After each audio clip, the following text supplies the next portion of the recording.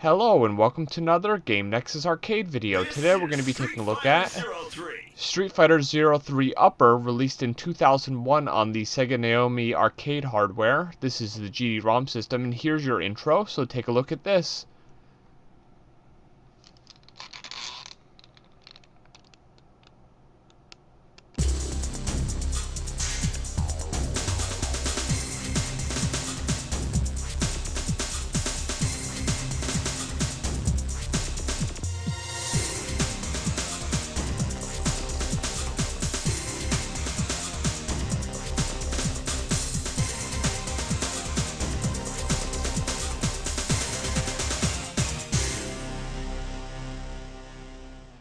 Street Fighter 03. Select your character. Now, of course, this is the Japanese version released on the, only released in Japan on the Naomi GD-Rom hardware. Now, of course, for anyone who doesn't know, Street Fighter 03, which of course is better known in other markets as Street Fighter Alpha 3, was released on the Capcom Play System 2 arcade hardware originally. Then it was ported to the Sony PlayStation in 1998, Sega Dreamcast in 1999, and Sega Saturn in 1999. They added some additional features, which were not in the original arcade version. This game, Street Fighter 03 Upper, is the arcade port of the console ports, which was released, as I had mentioned, exclusively in Japan.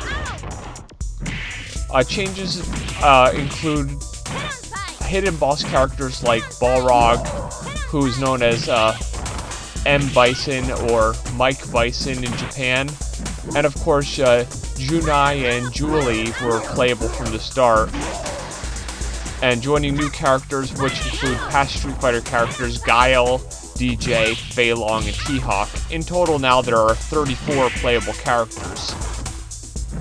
And just to be exact here, this game was released January 2001.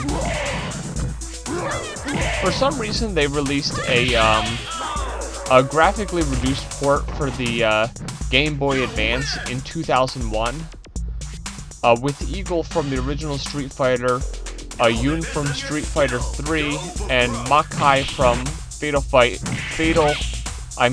Fight 2 as unlockable characters to the game. In 2006, a faithful port of Street Fighter 03 Upper was made for the Sony PlayStation Portable with the addition of Eagle, Yun, and Makai immediately playable without having to be unlocked.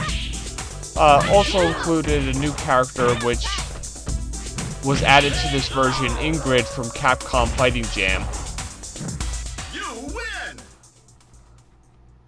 This upgraded port was named Street Fighter 03 Double Upper for the PlayStation Portable, giving you a total of 38 characters, and that was known as Street Fighter Alpha 3 Max outside of Japan. And now here comes Rose. I remember when a friend of mine used to play, and I used to play Street Fighter 4 a lot. He would always call her the ShamWow lady because in her default costume in Street Fighter 4, she had that like cowl-looking thing that she has around her is actually orange, and it kind of looked like a ShamWow. So my friend would always call her the ShamWow lady, and I always thought that was funny. And now there are a few different fighting styles in this game, the different grooves, if you will, the X-ism, D-ism, and A-ism. I usually just select the Z-ism, which is kind of like the default one, because it just seems to work the best for me, honestly. And now the way I'm actually playing this is, as opposed to hooking up the 6-button layout to the JVS to JAMA I/O board that I use, I just have the JVS I/O board I usually use with Initial D hooked up, because you need a I/O board in order to play the game, so basically the system won't freak out and say there's no I/O board. And then I just simply have my Dreamcast controller plugged into that 5-pin JST-NH, which I attached to the Dreamcast extension cable, because this is one of the many games that actually supports the Dreamcast controller. But as usual, you can only play this game with your either Japanese region BIOS, which if you saw in the new pickup video, the seller actually included a Japanese BIOS chip, or, of course, just like my Naomi 2 has a what's called an arcade mod BIOS chip, which if you go to arcademodbios.com, the guy sells it there, and all you have to do is flip a couple of the dip switches, which are dip switches 3 and 4, and that actually will very easily change the region of your Naomi or Naomi 2. So it just makes it a lot easier, like if I want to play Initial D or if I want to play this game, which both require their specific BIOS, of course Initial D needing export or USA region, and games like this and Virtua Fighter 4 Evolution needing Japan region. It just makes it a lot easier to be able to switch on the fly, if you will. And it's really cool to have a game like this that supports the Dreamcast controller, because not only can you actually control the Dreamcast controller, you also get the image on your VMU. So on the VMU, when I look at it when I'm playing this, it says 03 with like the letters piled like they are on the title screen. And also, the cool part is the Rumble Pack actually works as well, which is something you generally don't expect to work with an arcade game. I've probably mentioned this in other arcade videos I've done, but I just thought that was like a cool little addition to what you normally wouldn't expect an arcade game to do.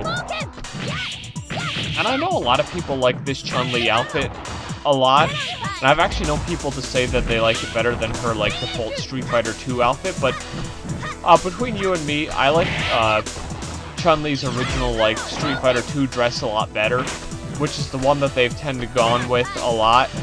Although I have seen games which include this as a bonus costume as well.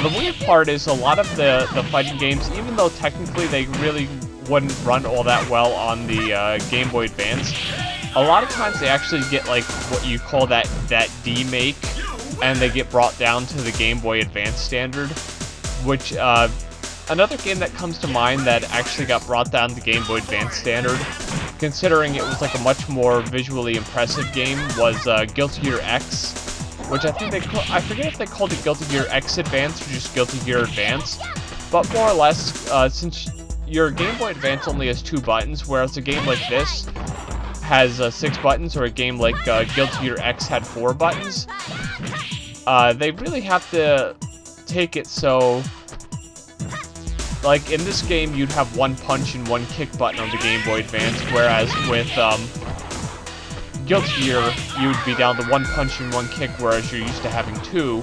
And of course, in some of the later Guilty Gear XX/X2 games, you would have 5 buttons, which is your, I believe it was called your dust attack.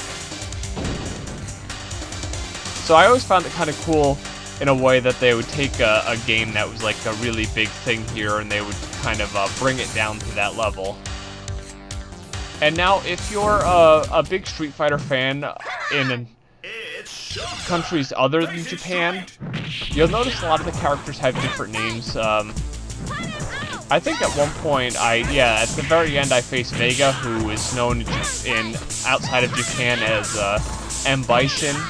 I forget if I face, no, I don't think I face M. Bison in this, who's known as Balrog outside of Japan, but I do know I face Balrog, who is known as Vega outside Japan.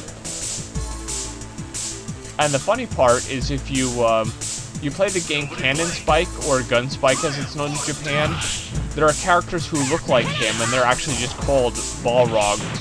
From what I understand, he is a Balrog. That's what kind of like ninja or whatever you want to call the what he does.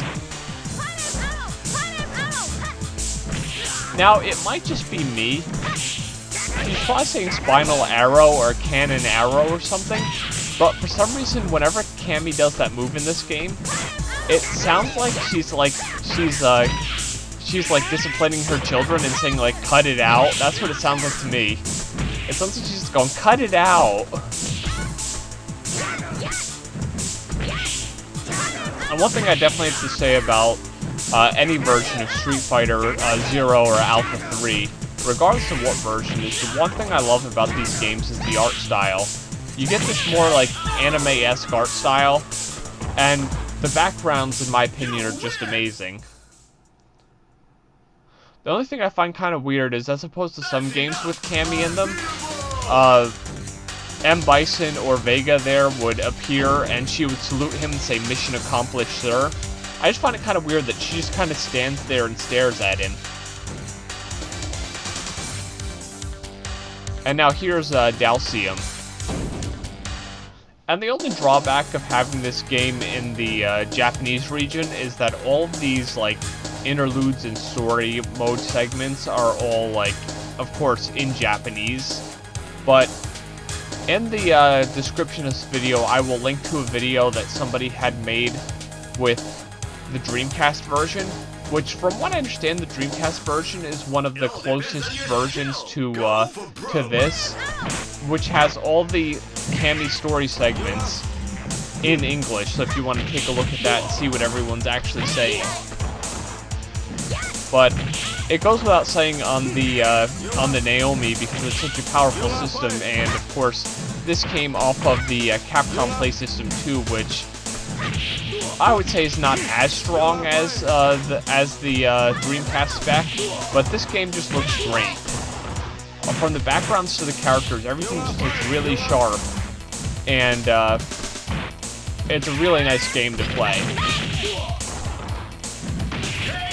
And another thing I have to mention really quick, mentioning Street Fighter 4 again, is when she does her special move there, I always think of Street Fighter 4, it's like a gyro driver smasher, and then she's at the end, I know she yells finish.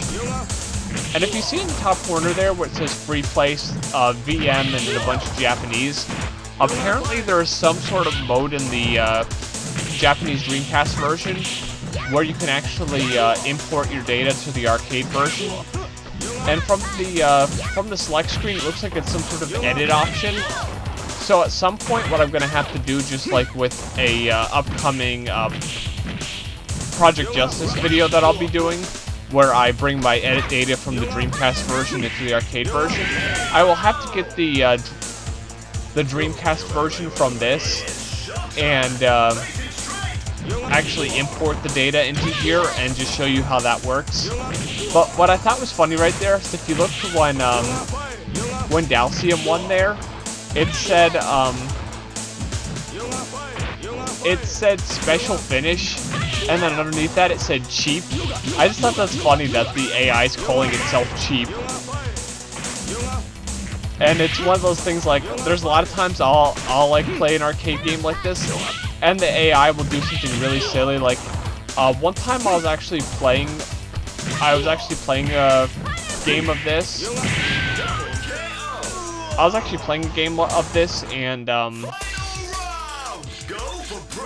And Blanca actually jumps on me and starts doing that thing where he bites your head, and I was like, oh, that is so cheap. And if I recall correctly, it did actually say cheap. And I'm very happy that I actually captured that moment on video, because there's so many times where stuff like double KOs and basically things like that happen. Like, the biggest thing I'm still kicking myself that I didn't actually get on video was when I defeated Doral in Virtua Fighter 4, which I wish I was actually recording that, because to this day I have not been able to defeat Doral in Virtua Fighter 4 again. But, you know, eventually it'll probably happen and I will hopefully be filming it, but it's just cool to finally get something like that on video. And I forget if it was in the Dead or Alive ++ video or one of my other videos that I was, or one of my, I mean one of my other times I was playing Dead or Alive ++, but there have been several times where I double KO'd in that, but I'm not sure if I ever got any of those on video.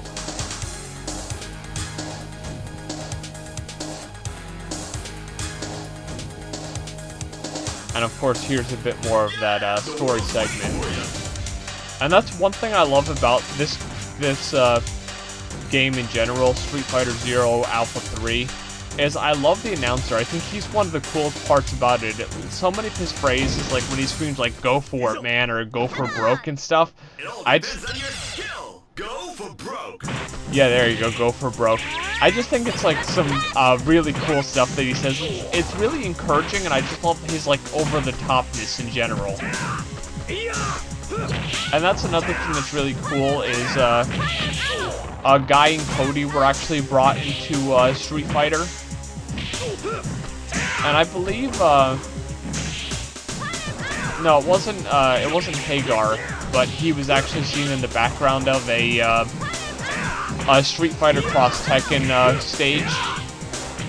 But I always find it cool when they bring these characters from other games, like that weren't originally fighting games. Like I had mentioned, Makai from Final Fight 2 was actually brought into the double upper version or max version on the PSP, and I always think it's really cool when like Capcom or Sega or somebody will bring a character who's not necessarily from a fighting game into one of their fighting games.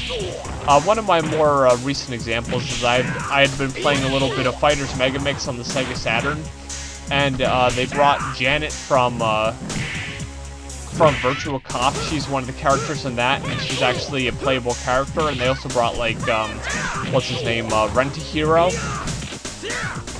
And I definitely like those little cameos here and there, even if they don't become like permanent fixtures of say the fighting series that they guest star in.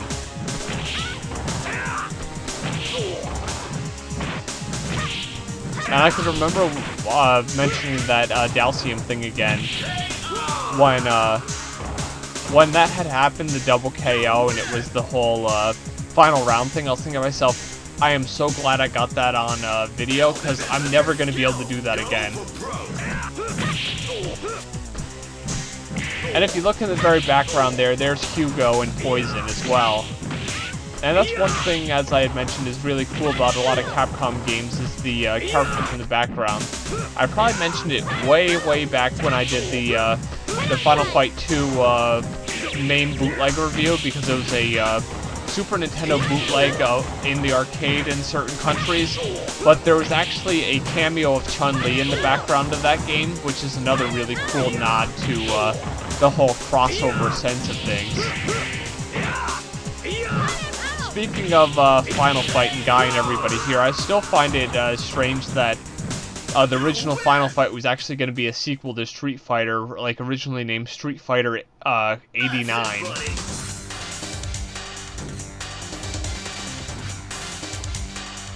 And whenever I see any of those shots with like a character putting their hand really close to the screen, it makes me think of like Dead or Alive Dimensions on the 3DS, where when the character puts their hand out, it actually employs the 3D effect, so their hand actually comes right out of the screen. Come on!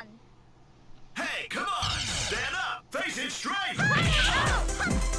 And now, of course, like when he says "face his strength," the AI, the actual announcer doesn't realize that it's a her, but you know, it's still a pretty cool thing that he says.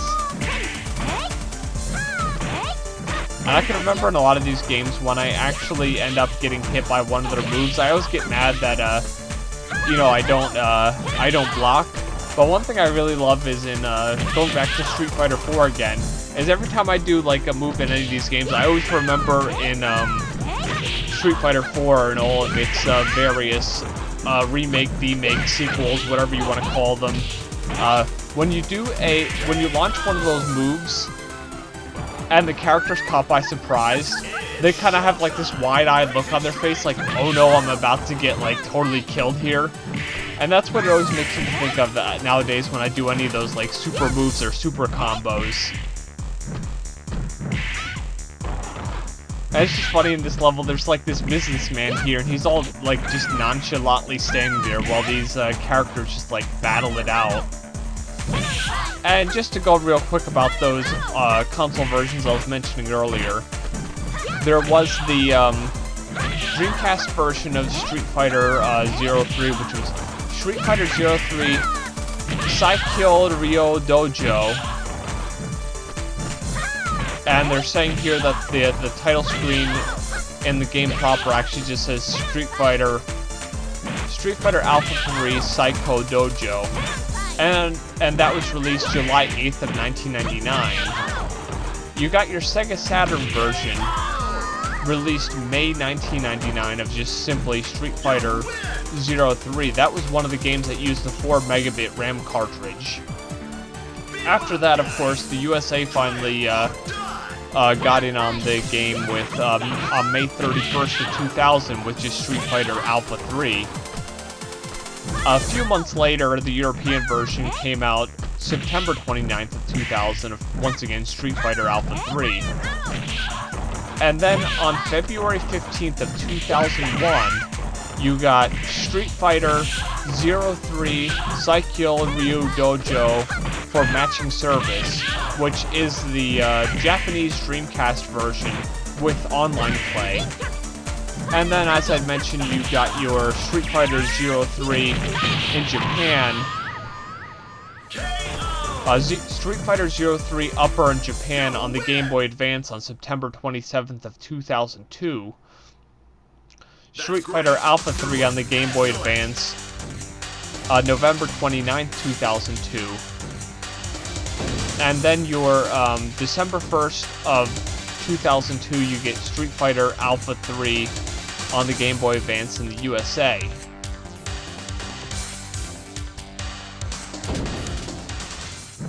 Come on! You can't give it And up. in the on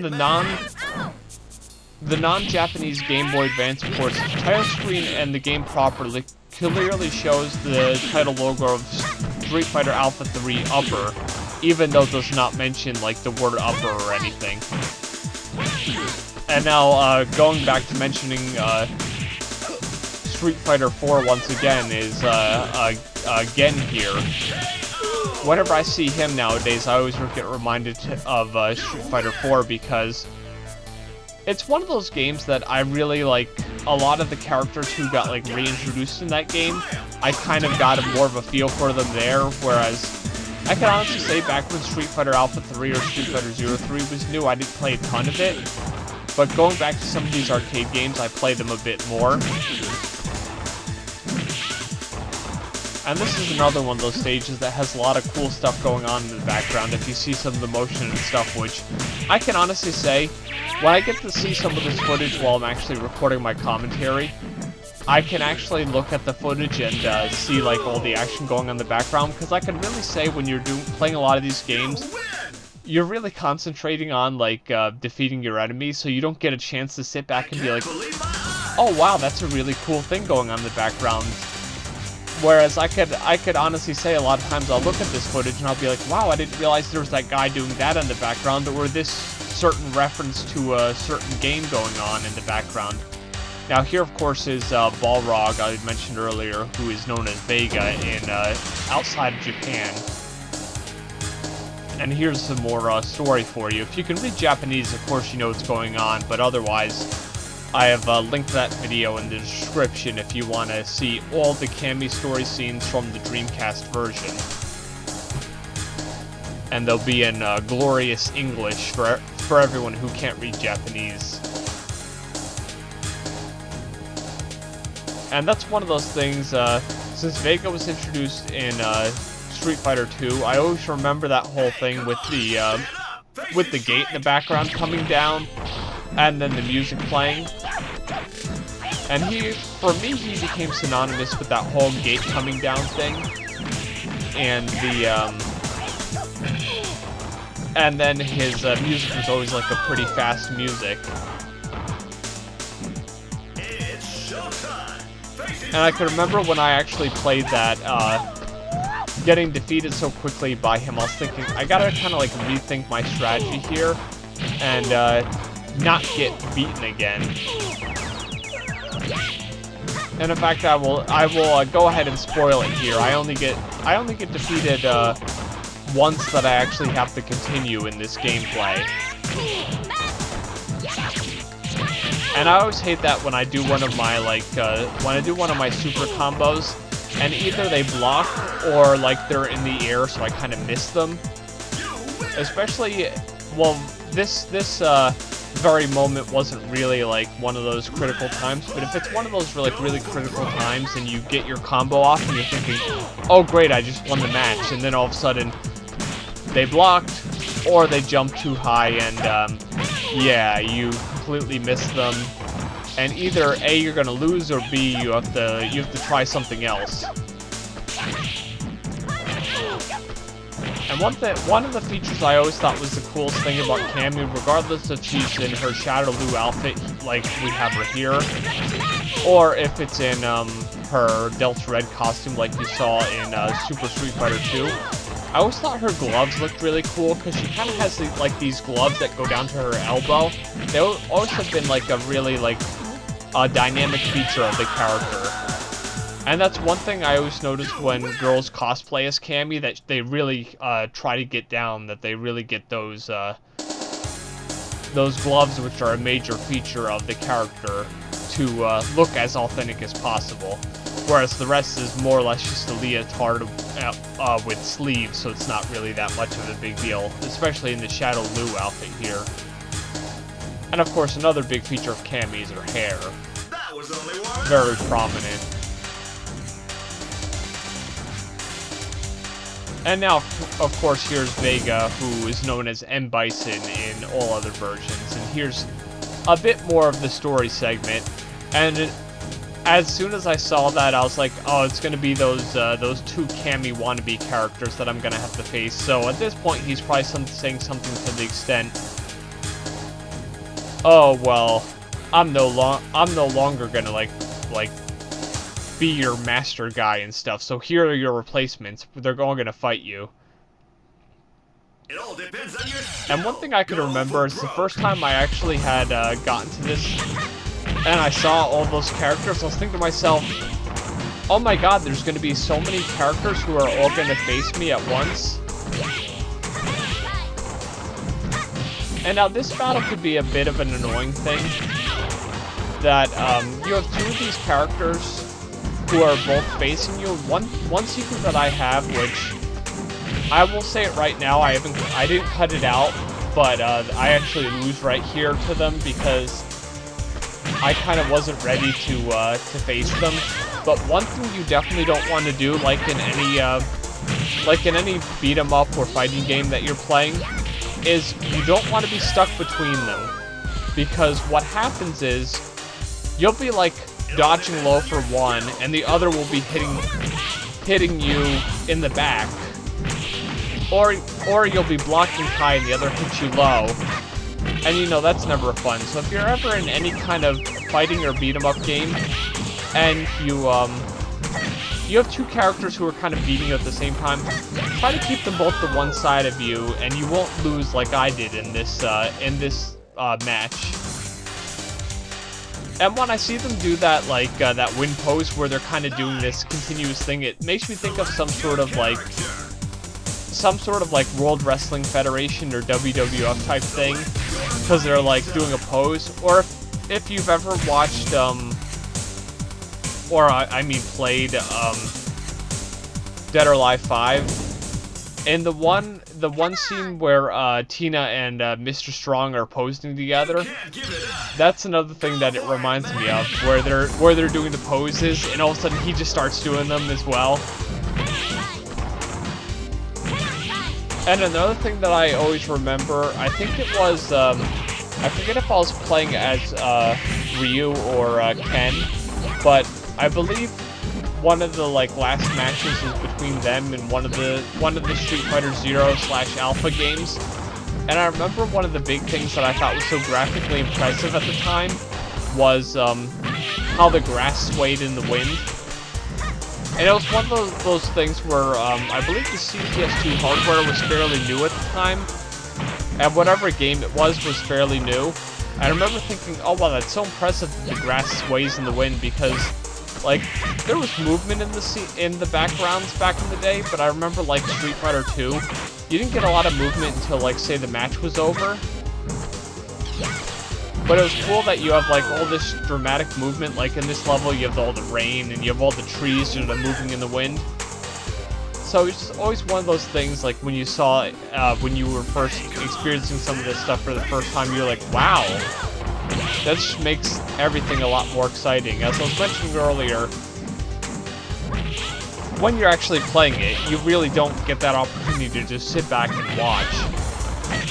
So, upon watching this footage, as I mentioned, I get a better chance of, like, being like, oh wow, look at this. And that's one thing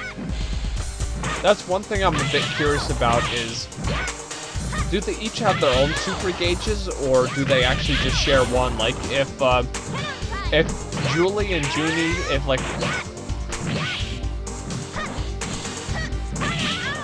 Well, there we go. That actually answered the question I was about to ask here. They share one super gauge, because one character did the special super combo move, and the meter just completely emptied, regardless of who my character's currently fighting, because you'll notice they have 2 life meters. Because when I'm fighting one of them, and then I get close to the other one, it actually switches in between, which I can remember the first time I played this game and I actually had to fight this boss battle. I was thinking to myself, oh, that is so cheap that you have 2 characters that you have to fight and they both have individual life stream. It's like bad enough that they independently move, and it's not one of those like Sonic the Hedgehog 2 things where one character mimics the other one. Because I can remember, I was like, this is like one of the most annoyingly hard boss fights ever. Of course, these days I've kind of gotten it down a little bit better than back then, but it's never an easy endeavor when you go into this 2 versus 1 scenario and you're not expecting it, of course.